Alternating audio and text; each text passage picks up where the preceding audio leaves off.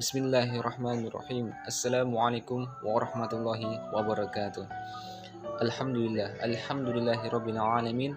Wassalatu wassalamu ala asyrafil anbiya'i wal mursalin wa ala alihi washabbihi ajma'in. Amma ba'du.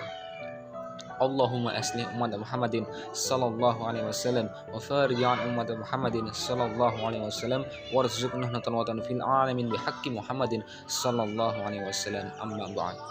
Perkenalkan, nama saya Muhammad Arili Wahyudi. Saya mahasiswa STAI Ibnu Sina Batam, Prodi Pendidikan Agama Islam semester 2. Yang pertama-tama yang terhormat Bapak Dr. Haji Hamzah SAG MAG selaku dosen pengampu mata kuliah Sejarah Pendidikan Islam dan kawan-kawan yang seperjuangan dengan saya. Di sini saya akan menjelaskan sedikit tentang faktor-faktor penyebab runtuhnya kerajaan Islam. Runtuhnya 3 kerajaan Islam yang saya akan jelaskan adalah Kesultanan Utsmaniyah, Kekaisaran Safawi, dan Kekaisaran Mughal. Berikut ini adalah beberapa faktor penyebab runtuhnya ketiga kerajaan ini. Yang pertama, konflik internal dan perebutan kekuasaan. Salah satu faktor utama yang menyebabkan runtuhnya kerajaan-kerajaan ini adalah konflik internal dan perebutan kekuasaan di antara elit politik dan kelompok-kelompok kekuatan di dalam kerajaan itu sendiri. Persaingan untuk memegang kendali politik dan mengaruh dapat melemahkan stabilitas kerajaan dan melemahkan struktur pemerintahan.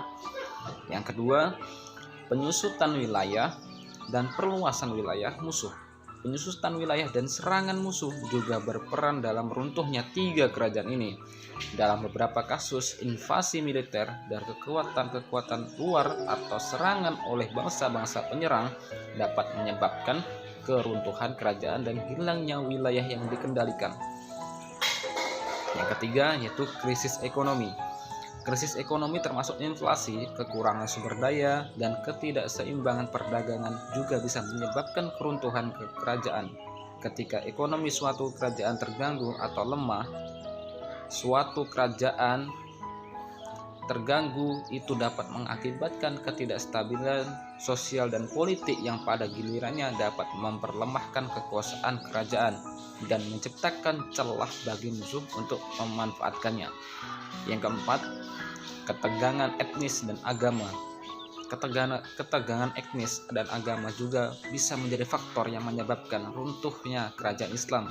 Perselisihan antara kelompok-kelompok etnis atau agama yang berbeda dalam kerajaan dapat menghancurkan persatuan dan stabilitas yang pada akhirnya melemahkan kekuasaan pemerintahan pusat. Yang kelima, perubahan sosial dan budaya. Perubahan sosial dan budaya yang cepat dan tidak stabil juga dapat berkontribusi terhadap keruntuhan kerajaan. Perubahan dalam nilai-nilai sosial, sistem sosial, dan tuntutan masyarakat yang merubah dapat mengganggu struktur sosial dan politik yang ada. Dan jika tidak ditangani dengan baik oleh penguasa, dapat menyebabkan ketidakstabilan dan keruntuhan. Kesimpulannya ialah dalam banyak kasus runtuhnya kerajaan-kerajaan Islam tidak disebabkan oleh satu faktor tunggal, tetapi oleh kombinasi faktor-faktor ini yang saling berhubungan.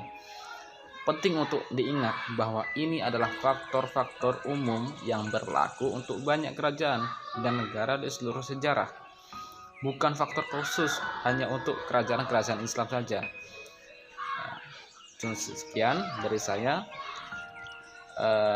Apabila ada salah kata, mohon dimaafkan. Saya di sini akan mengajak kawan-kawan untuk menjelajahi dunia pengetahuan. Di dalam kelas ini, temukan potensi diri, luaskan ilmu pengetahuan, dan raih impianmu bersama kami.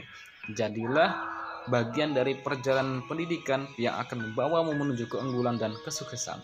Mari bergabunglah dengan kami dan jadilah inspirasi bagi dunia. STAI Ibnu Sina Batam. Terima kasih. Wabillahi taufiq wal hidayah. Assalamualaikum warahmatullahi wabarakatuh.